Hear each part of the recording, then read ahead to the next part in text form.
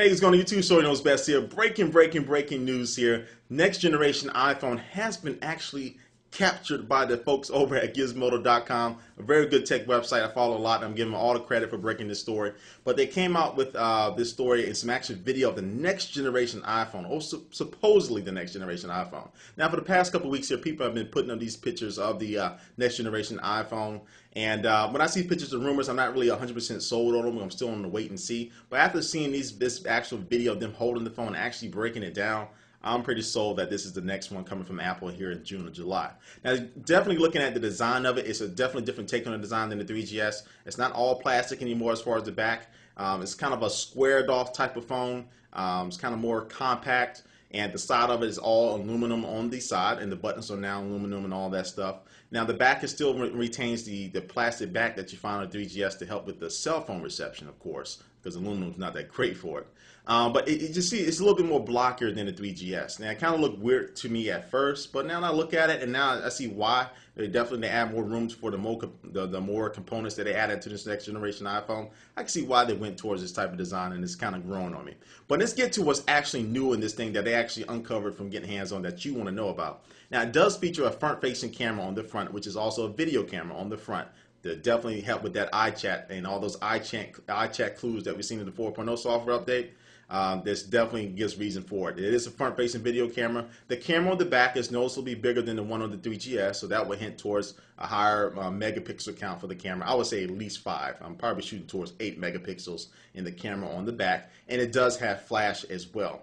And it does have an improved display. Now, the only display they can see on it right now, as far as looking at the display, is just to connect to iTunes logo. I mean, you got to sync your iPhone to iTunes in order to use it for the first time.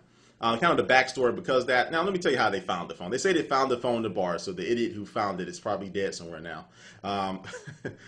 He actually left the phone in the bar somewhere, and after Apple got word that it was actually stolen or lost, they remotely wiped and killed the iPhone itself. So this is the only screen that they can see right now just connect to iTunes. But comparing it to how it looks on the 3GS, they do say it does have a higher resolution. Even though now on this phone that they're holding, they say the screen size is actually smaller than the 3GS. But I will take that any day. I'll take higher resolution over a smaller screen.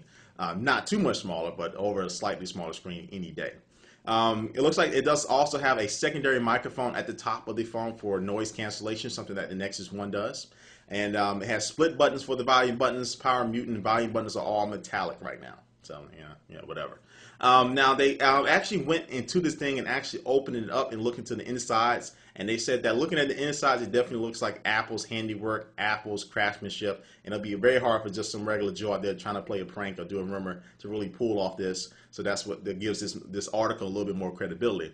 But when they got inside of it, the one thing that they really noticed is that the battery is 16% larger. And I would think they would have to improve that, and I'm really liking that they did that, especially when multitasking coming with the 4.0 software update. More battery life is always better. And they said the internal components have all been shrunken and just kind of minimized to make more room for the battery as well when they got broken into it.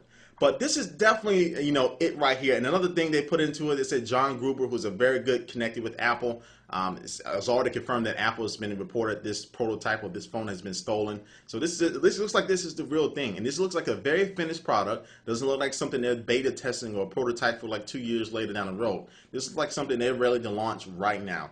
And the fact that they were trying to disguise it, they had an iPhone 3GS case on the outside of this phone, and it looked exactly like a 3GS. But when they took that case off, it definitely saw a new product, got a nice little surprise. I'm really to give this little article here about 90% credibility that this is the next iPhone from Apple. So check out, I'm putting a link in the sidebar for Gizmodo.com to look at the article in full and watch all the videos in full length. And definitely I'm going to be right now starting the first prayer for the guy that lost the phone. Steve Jobs probably has him locked up right now, surrounded by a bunch of PCs and blue screen of death, or doing something to him in Antarctica somewhere. But definitely keep the prayers for the guy that actually lost his prototype. But anyway, Shorty Knows Best here, keeping you updated first on YouTube. But go check out Gizmodo.com for more information. But thanks for watching, and I'll catch you later. Peace. Can't wait.